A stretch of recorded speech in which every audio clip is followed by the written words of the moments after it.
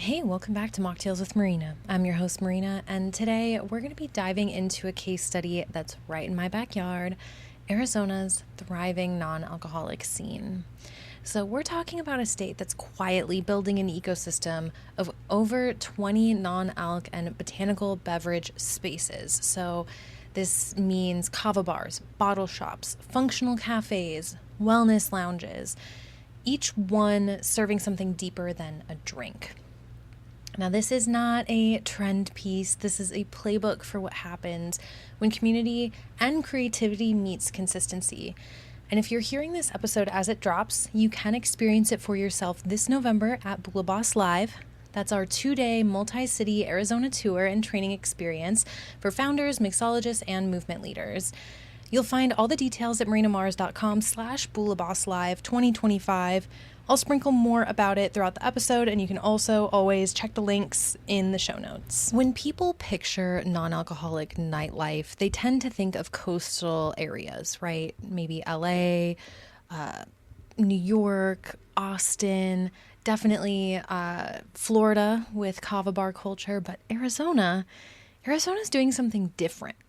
So across the Phoenix Valley, Tucson, Flagstaff, Sedona, even the small desert towns, we're watching a network of third places take root. And what's wild is how organic it's been. There was no single venture capitalist rolling out a chain, right? Like this was built by individuals who looked around and said, I want a place to go after 8 p.m. that feels good for my body and soul, right? This desert, any desert really, has always drawn visionaries. When you think of the desert, you think of people seeking clarity, reinvention, and healing.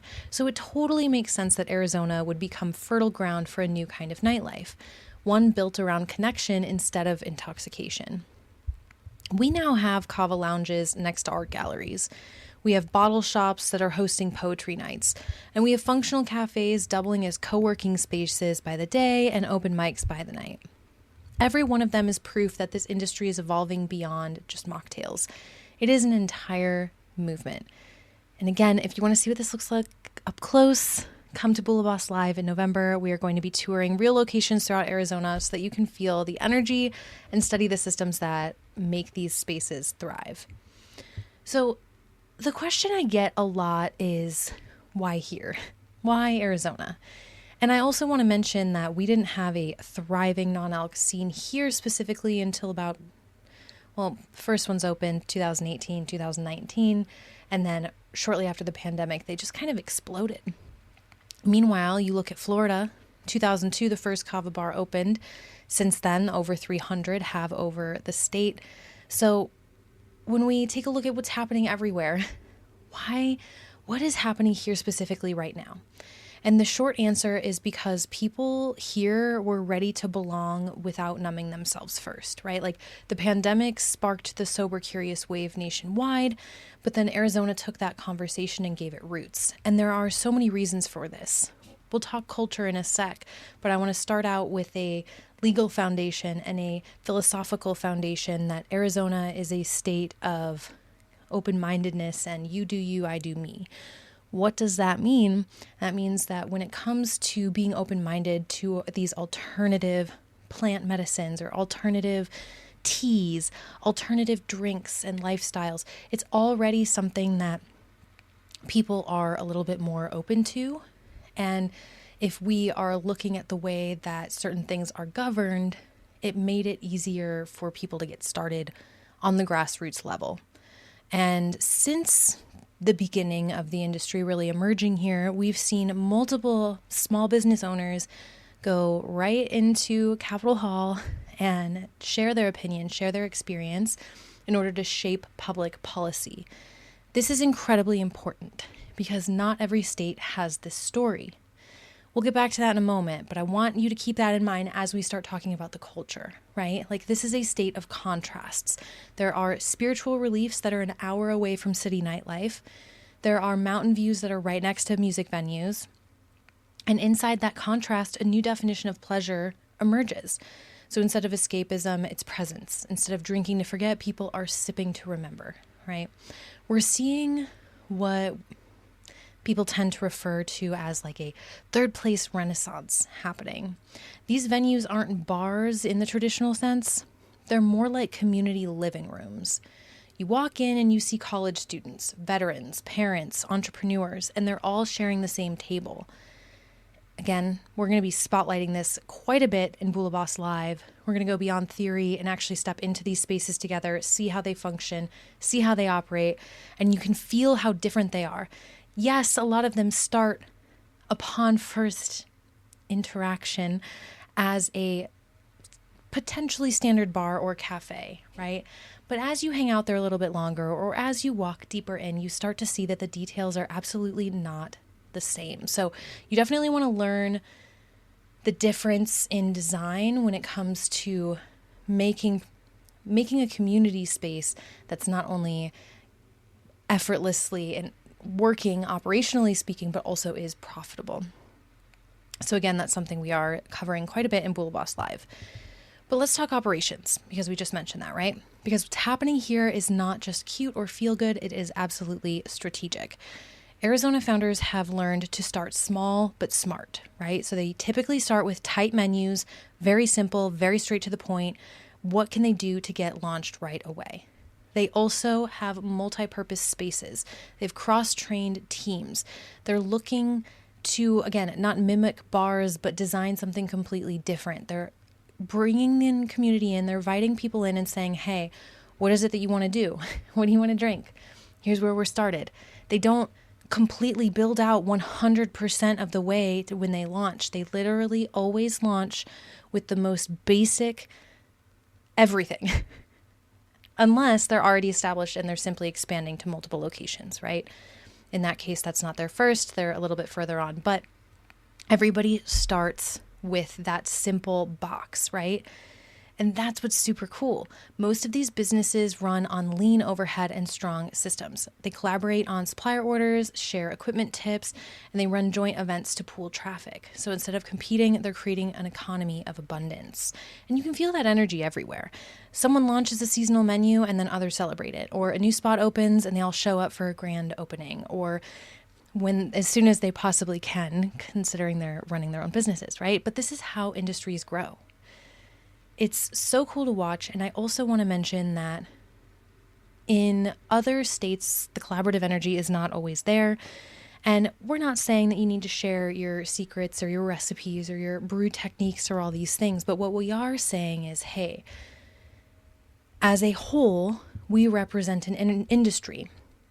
So should anything come up, should there be any issues with some of our functional ingredients, or should there be a city ordinance that's popping up that affects multiple of us, right? We need to make sure we're in conversation to ensure that while we all operate independently, at least there is this uniformity of us versus state, right? So should the state decide, hey, I want to create a new law on kava. Hey, I want to create a new law on some other type of city ordinance when it comes to allowing certain people in. Maybe you're serving and selling other types of products that are kind of in a fringe zone, right? This is where teaming up and really getting to know your community really helps. And this is super cool. Again, inside of Bula Boss Live, we're going to be pulling the curtain back on these systems. So we're going to chat about how you track, like what are your metrics? How do you train staff? How do you build event departments? How do you sustain momentum without burning out? Because it's like, yes, vibe is important, but so is the back end. And we're going to talk about how and why different businesses chose different choices based on the specific portion of the demographic that they're serving.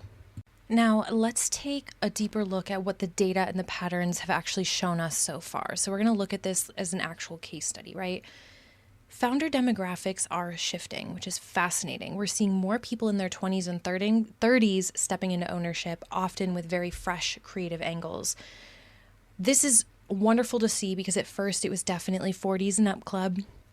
It was definitely a different kind of crew calling the shots. And now we're seeing a vast variety of founders. We're seeing families, we're seeing solo, we're seeing friends, we're seeing everything.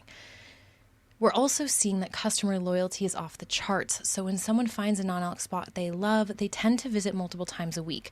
I want to mention that they could visit one spot multiple times a week and still be a regular of another non-alc spot as well. Some people like to be in different environments for different reasons. They may choose one kava bar or non-alc space for their daytime work when they are busy entrepreneuring it up. Or maybe that's where they like to hang out with their kids, their moms, they're running errands. It's a family-friendly place they stop through during the day. Maybe there's another place in the evenings that hosts events that are aligned with their interests, right? So super cool to see. And also, people are used to traveling. They don't feel stuck only going to what's 5 minutes down the road. They are open to traveling, especially when it comes to quality coming into question or specificity of menus. Next, we also see that seasonal planning makes or breaks profits. So those who are building campaigns around Arizona's heat and tourism rhythms avoid cash flow droughts. Here's what we're saying. It's pretty easy to make good money from, let's say, September through January, even through May. But the summer can be incredibly difficult because it is so hot and everybody leaves. Students are gone, snowbirds leave. A lot of people do not hang in the summer, but a lot of people still do. It's just that their needs shift. So if you're interested basically in seeing what that difference is like, again, great opportunity to come through in November, see what it's like when it's super bumpin', but then come back in the summertime and see how do different businesses adjust. It's fascinating because I have seen some businesses that have absolutely decimated their sales and they've gone down by up to 50% in the summer. I've seen other businesses who have figured it out and they not only didn't drop in the summer, but they may have even risen a little bit because they were able to capture people in that hot point, rising up in the May, early June time. So they are already figuring out, okay, hey, this is where you are going to be for this season. Next, we also should take a look at diversity of concept, right? This is what keeps the industry resilient. There are no two non-alc stops here that have the same theme, that even specifically serve the same demographic. Yes, they all do serve similar people in the sense that if you go to one, you'll have a good time everywhere. But when it comes to that specificity of helping people and meeting them where they're at, that's where you can actually get quite customized here. So there are some places that do pop-ups, mobile bars. We also have seen that there are other places that, again, they're just catering to different hours, different times, different specific needs. So if you go to certain bars, you're going to feel the menu is more catered towards a college style menu, whereas you go to others and you can tell that it is a more refined, sophisticated approach. Lastly, I want to mention that education sells. So the teams who understand that botanicals, adaptogens, and functional benefits convert curious first-timers into regulars are the ones that are really making a huge wave in this industry. So what I mean is a lot of people who have been to a place like this before, it's easy for them to hop around to other bars. But let's say a new customer walks into your kava bar, your non-alcoholic bar or bottle shop, and they have never been exposed before. You are their very first exposure.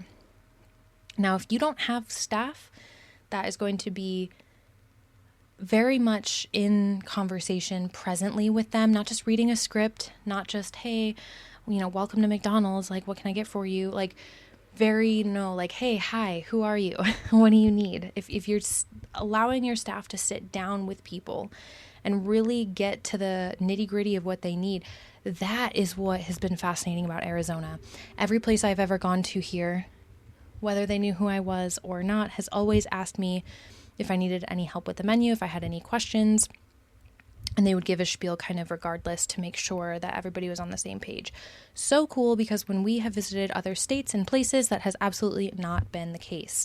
So I think that this is huge when it comes to really getting those roots, because one of our biggest findings is that community marketing absolutely beats paid ads in these brick and mortar spaces. So the founders with the strongest local roots do not have the biggest budgets. They have the deepest relationships. Word of mouth moves much faster than any algorithm ever could. Once again, at Bula Boss Live, we'll break down exactly how to build that kind of trust-based marketing ecosystem, and we'll chat more about how to turn those customers into advocates and turn those events into content pipelines. Now, I want to zoom back out and talk about the heart of it. Every space in this movement has a human story behind it. Recovery, faith, creativity, reinvention, people who are tired of the numbness and want to create something that felt alive. If you walk into any non-alc space and you will see basically that there are people who would have never met otherwise. Again, students, veterans, nurses, founders, all laughing over a drink that doesn't hurt them. It's healing in real time. It's so cool to see a world that can sometimes feel divided and heavy, especially if we're stuck on social media, come together in a way that is pure and beautiful. That's why this episode is a case study, but also an invitation. Because this is bigger than any business. This is culture work, and I want you to feel it firsthand. So again, I cordially invite you to Bula Boss Live, happening November 2025, right here in the Phoenix Valley in Arizona.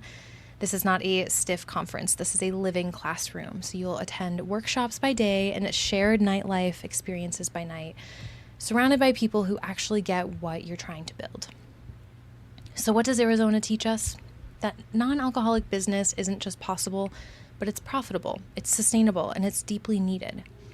That collaboration is a growth strategy, not a charity. If you take nothing else from this episode, take this. Community is the currency of the future, and Arizona is spending it wisely. If you want to see it up close, to study how these founders operate, and to build your own momentum alongside them, join us for Bula Boss Live this November. You get to tour the scene, learn from the leaders, and walk away with a plan to bring that energy home to your city. Details and tickets are available at marinamars.com/BulaBossLive2025, or you can find the link in the show notes below. If you enjoyed today's conversations, share it with another founder, tag me on Instagram at Mocktails with Marina, and tell me what you'd like to see highlighted next. Until next time, stay curious, stay connected, and remember, you don't have to drink to design a life that's intoxicating. As always, if you need anything, just let me know.